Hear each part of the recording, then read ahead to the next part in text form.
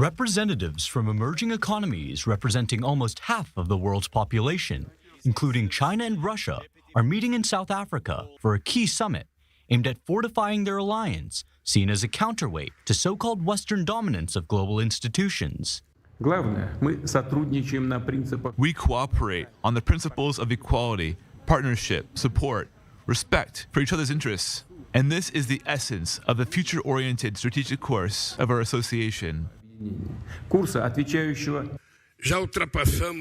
BRICS has a unique chance of shaping the trajectory of global development. You, business people, are part of this effort. Our countries united represent 1/3 of the global economy. This relevance will grow with the entry of new members and partners. The founding members of BRICS include Brazil, Russia, India, and China. South Africa was admitted in the first expansion in 2010, and now the bloc hopes to add more nations to its ranks. Over 40 countries, including Iran, Saudi Arabia, the UAE, Argentina, Algeria, Cuba, and Kazakhstan, have expressed their interest in joining, according to this year's summit chair, South Africa.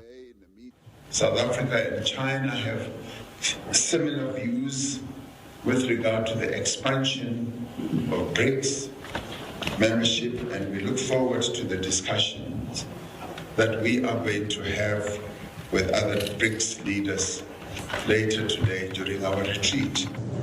Seeing BRICS as a chance to build ties with key rising powers, developing nations are rushing to join a kind of non-aligned movement for the 21st century.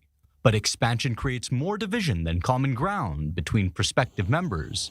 The 5 member states already have differences that can't be ignored.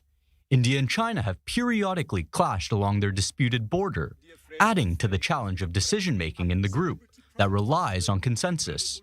Meanwhile, Russia is keen to show the West it still has friends, but India has increasingly cozied to the West, as has Brazil under its new left-wing leader.